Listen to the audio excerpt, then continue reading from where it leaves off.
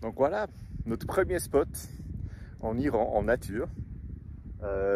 C'est trop cool, on est en fait au bord d'un lac qui n'est plus un lac parce qu'il est complètement asséché. Apparemment depuis quelques années, il n'y a plus d'eau du tout. Et on est venu ici hier depuis Karnovan, à peu près 100 km qu'on a fait, et on a rencontré un autostoppeur, Marius, un autostoppeur de Roumanie, qui voyage en autostop depuis quelques mois. C'était trop chouette, on a passé la nuit ici, et là il est reparti. Et nous on profite encore un peu de ce lieu qui est quand même assez spécial. Et en plus les températures sont assez agréables, c'est pas trop chaud ni trop froid. Et voilà, on fait nos premiers pas en Iran. Et voilà, on est trop content. Non? Mais aussi. Qu'est-ce que tu racontes? On va se faire une promenade. On va se faire une promenade, ouais. En tout cas, il y a la place ici pour faire la promenade.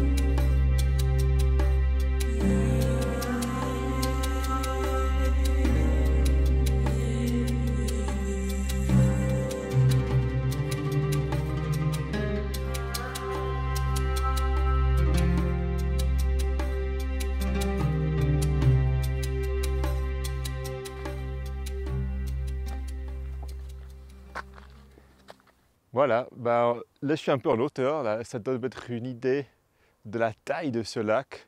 Donc c'était un des lacs hypersalines les plus grands du monde. Il faisait 140 km de long et 55 km de large. Et il y a encore quelques années, il avait de l'eau. Et il y a encore à peu près 40 ans, il y avait une profondeur de 15 mètres. Et là, en fait, il n'y a plus d'eau du tout. Donc c'est assez impressionnant. Donc en fait, c'est énorme. Et là, c'est sec, sec, sec. Il reste du sel par terre.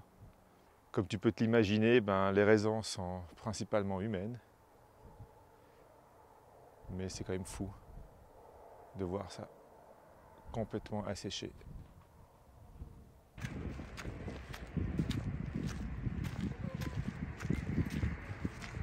lui donnes le téléphone. Tu vois, et là, on est sur le côté où le sel y est encore resté, mais asséché aussi. Il reste encore un tout petit peu d'eau là. C'est beau comme ça, mais je pense que c'était encore plus beau avant. Mais voilà, et en fait, il a vraiment, tu vois, il y a même des gens qui viennent ici, qui grattent le sel pour amener. C'est vraiment, on marche sur du sel. Et là derrière, tu vois encore les pédalos qui ont été utilisés pour faire une petite promenade sur le lac. Mais ça, c'est le passé.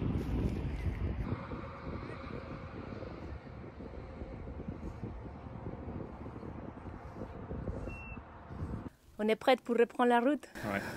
On va passer le pont qui traverse en fait au milieu du lac. Et il faut savoir que ce pont ou le milieu du lac, c'est en fait la frontière entre les deux régions. Ici, on est dans la région Azerbaïdjan oriental ouest, je sais pas. En tout cas, la région où y habitent les gens qui parlent azéri. Et de l'autre côté, il y a la partie kurde où on va passer maintenant sur la partie kurde qui longera en fait toute la frontière avec l'Irak. Ah oui, et en fait c'est aussi quelque chose que, en tout cas moi j'étais pas conscient, on n'était pas conscient. En fait toute cette partie où on était, donc la partie Azerbaïdjan d'Iran, en fait c'est une population qui parle l'azéri, qui est une langue turque. Et en fait, entre eux, ils parlent l'azéri, donc une sorte de turc. Mais effectivement, la langue officielle en Iran, c'est le farsi.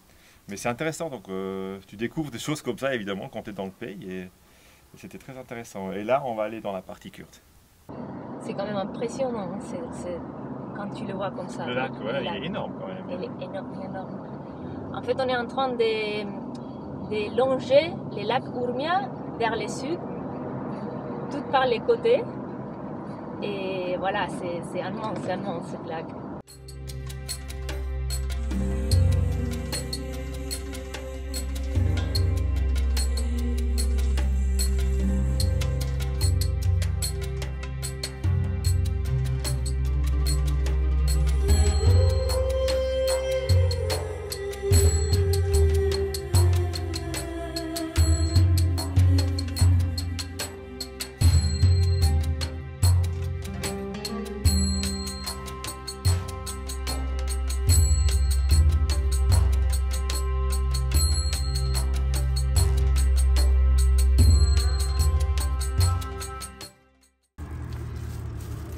On a reçu des fruits hyper bizarres.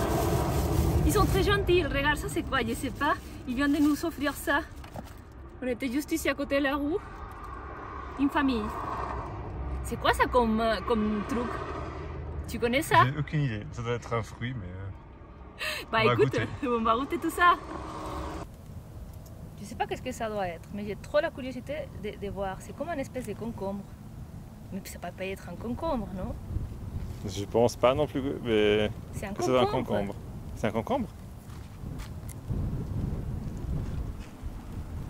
Est-ce que je mange la peau? Bah goûte. C'est un concombre. Je voulais vraiment savoir qu'est-ce que c'est, mais en fait c'est un mini concombre bizarre. Tu peux goûter aussi? Ouais, ah. C'est cool.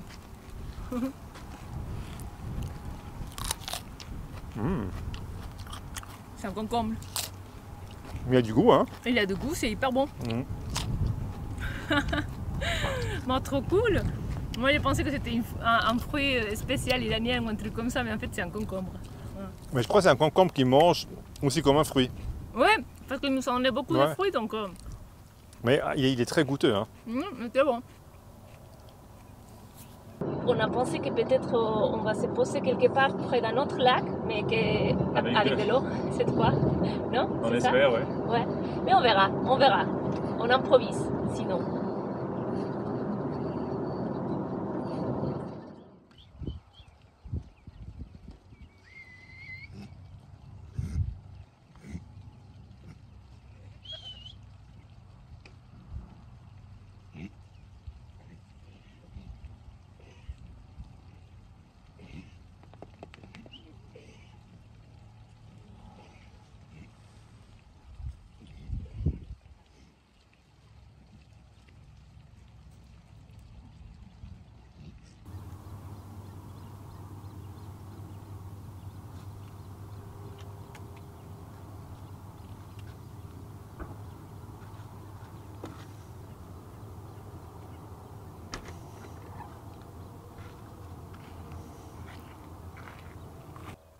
On est arrivé au lac. Et c'est magnifique, on va rester ici. Ouais, c'est vraiment... En fait, c'est hyper agréable en termes d'ambiance parce que le soleil se couche, mais en fait, c'est assez sec et la température, elle est hyper agréable. Donc en fait, il fait pas trop chaud, pas trop froid, il y a un peu de vent, donc c'est juste... Ça fait longtemps qu'on n'a pas eu une soirée si agréable en fait. C'est vraiment... Ouais, on est bien là. On va rester très ici, bien, on va ouais. passer ici la nuit. Et je vais te montrer le soleil parce que c'est magnifique.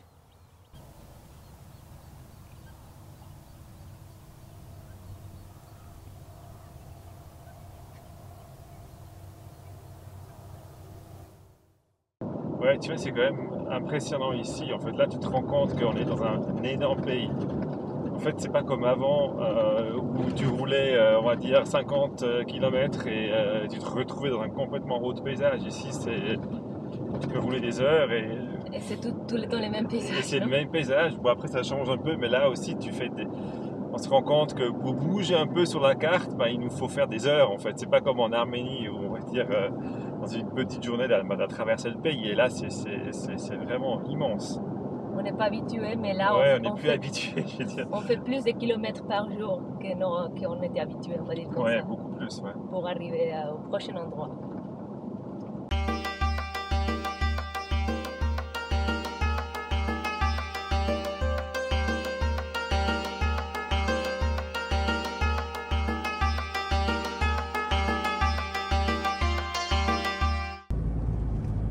Qu'est-ce que tu fais? Je te filme sur les routes de l'Iran. Ça se passe bien sur les routes de l'Iran? Oui, ça se passe très bien. Elle là.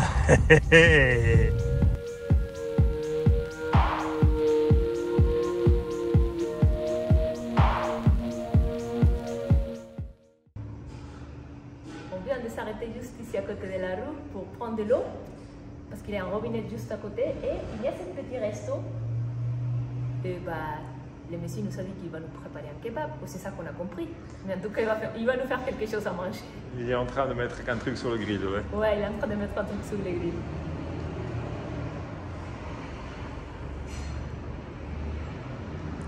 Il n'y a pas beaucoup de monde, mais Il n'y a personne. on est bien ici, non? Ça c'est cool, c'est qu'en fait en Iran, bah, je pense que là, mais dans le Moyen-Orient, ça va partout comme ça. En fait, tu es assis quelque part sur des tapis et tu manges comme ça. Et c'est hyper confortable, tu as des coussins et voilà. Trop cool.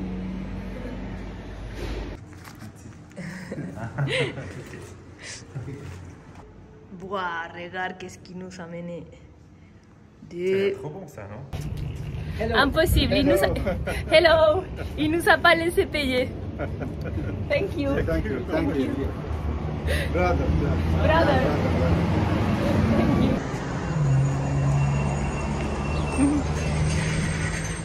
C'est cool parce qu'en plus on a la pression.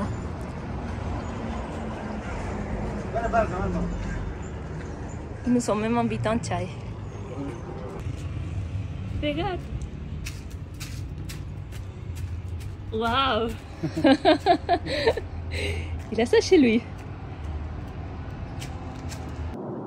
Incroyable. Très gentil.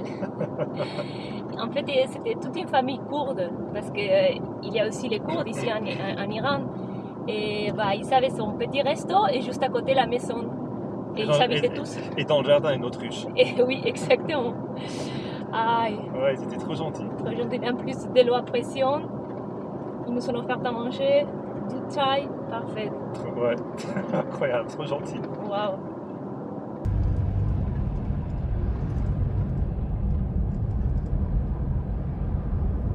Si jamais, ici la voiture par excellence, c'est un pick-up blé d'une brand qui s'appelle Samiat, c'est ça? Samiat, ouais. On pense que c'est iranien, mais elle est partout. Elle peut amener tout. C'est comme la Lada, mais ici c'est le Samiat pick-up bleu. Passe partout, il amène tout. Ouais, ils sont tous bleus. Et ils sont tous bleus. Et il peut faire jusqu'à 5 mètres d'auteur, 6 mètres, 10 mètres, je ne sais jamais.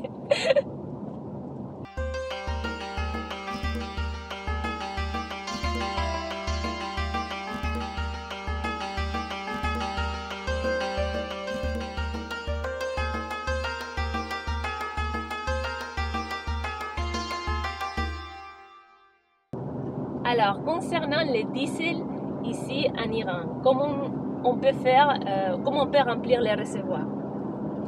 Donc, en gros, il faut savoir qu'en Iran, les voitures, elles roulent à l'essence ou au gaz. Et si tu as une voiture diesel, ben, en fait, tu as deux possibilités. Tu vas à une station d'essence et il y a des stations d'essence qui ont des cartes avec un quota par jour, Ouais. où tu peux leur acheter du diesel. Ou sinon, ben, en fait, tu vas vers le camionneur et tu leur demandes du diesel. Parce qu'ils ont aussi une carte mensuelle avec une quota. Voilà, Un très bon marché. exactement. Ce qu'il passe, c'est que des fois tu vas dans les stations d'essence et ils n'ont pas cette carte pour te vendre du diesel. Ou des fois tu ne comprends pas pourquoi ils ne veulent pas te le vendre.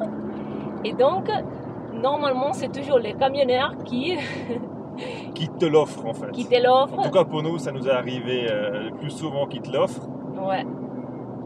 Et peut-être il y a des moments où si tu peux leur acheter, mais ça c'est pour nous, ça t'a jamais. Ça ne nous est pas encore arrivé. Ils nous ont offert toujours. Ouais. Ou ce qui nous est arrivé, c'est que les stations d'essence, il avait une carte et on lui a payé les prix officiels qui disaient dans les, comment ça se dit, les distributeurs, non? Oui.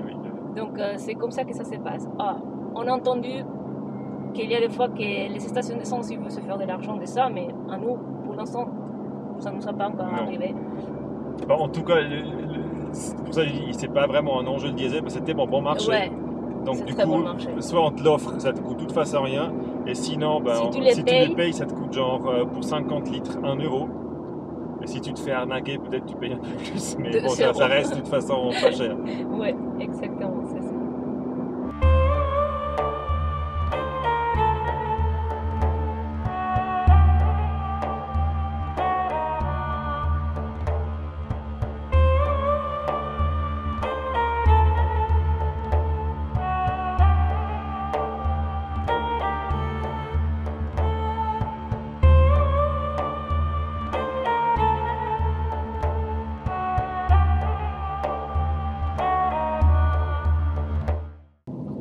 On va se dévier un peu du chemin parce qu'on vient de voir sur Google Maps qu'il y a une grotte par ici proche. Et donc on va voir qu'est-ce que c'est. Regarde-moi les paysages qu'il y a derrière moi. Les couleurs. Je sais pas, je trouve ça magnifique. C'est vaste, vaste, vaste. Il n'y a rien. Et on est là.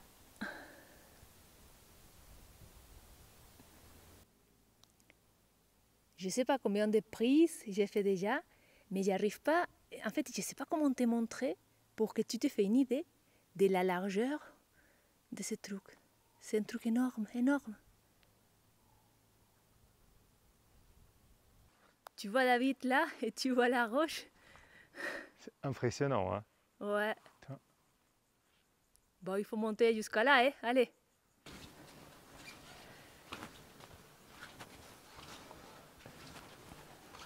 Donc là, on y est.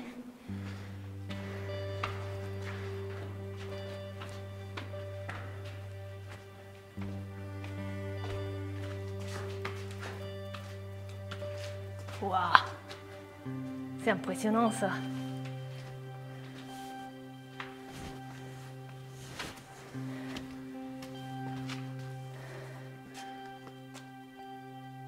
C'est incroyable. T'as vu comment ils ont creusé profondément dedans?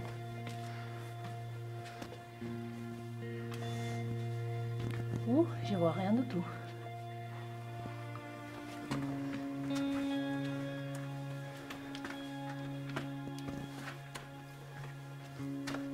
Et c'était petit, hein, parce que moi je peux pas me mettre debout. Ouais, ils étaient plus petits que nous.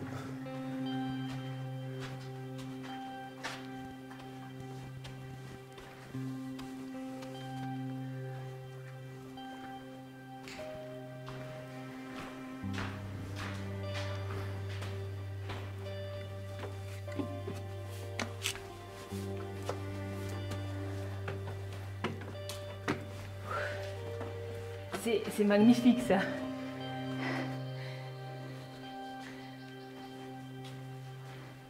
Tu vois, comme c'est énorme. Et en fait, il y a partout des terrasses comme ça et ça monte. Là, on est au 3e étage.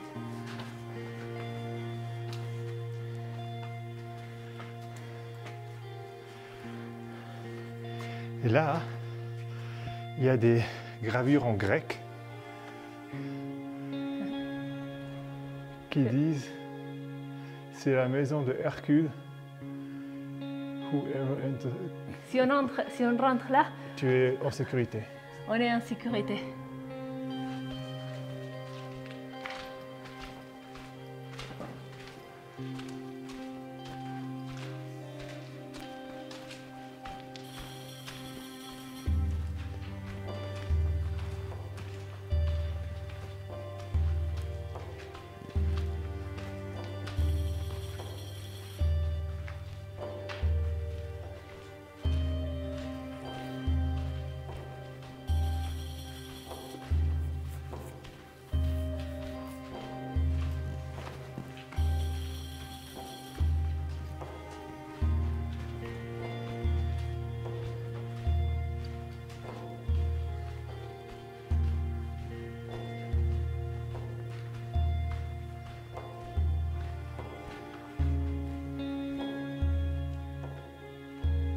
rien, David. Non mais tu t'imagines pas, c'est comme une ville, toute une ville. En fait, il y a ça rentre en profondeur avec des couloirs et des halls. C'est vraiment... On pensait qu'on allait visiter une petite grotte, c'était marqué au bord de la rue, etc. En plus, il n'y a personne, on est les seuls sur tout le site. Mais c'est un truc de malade, ça.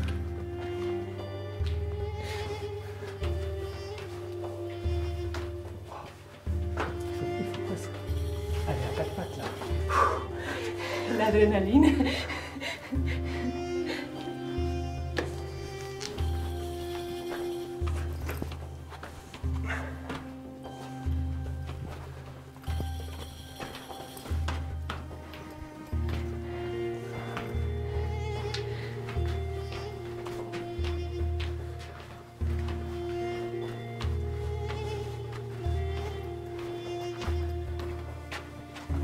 Non mais là c'est la spéléo, ça c'est clair. C'est quoi? C'est la spéléo qu'on fait ici.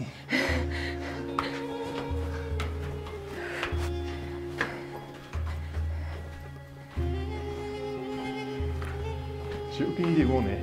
Si tu as peur à l'obscurité ou tu es claustrophobique, c'est pas un bon endroit pour venir. Non, vraiment pas.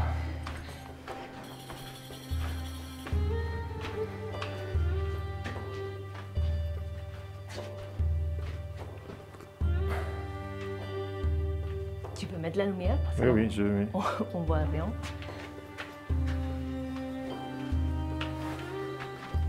Attention à la tête là aussi.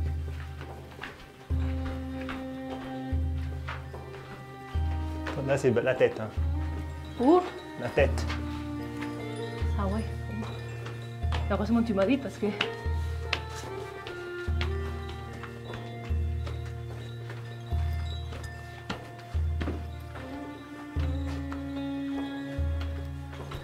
Ah, je pense que ça c'était le 4e étage, ça.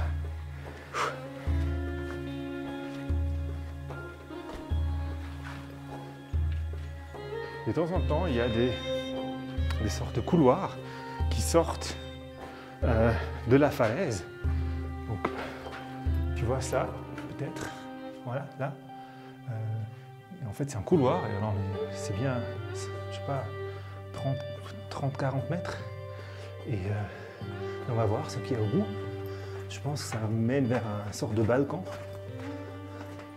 Donc, mais c'est un truc de malade, c'est vraiment impressionnant. C'est énorme. Et c'est profond, profond dans la falaise. Et là, ben voilà. Bon là, on parle même pas de balcon.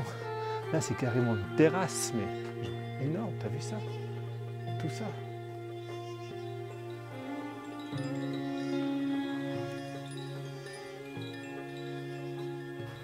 Bon, normalement, j'ai pas les émotions, mais là ça sort. Hein.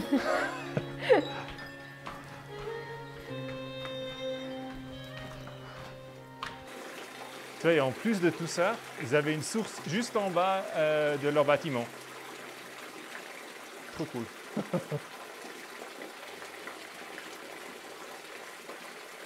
Tu vois, et ce qui est impressionnant, donc comme on a vu, ça date de 400-500 siècles avant Jésus-Christ.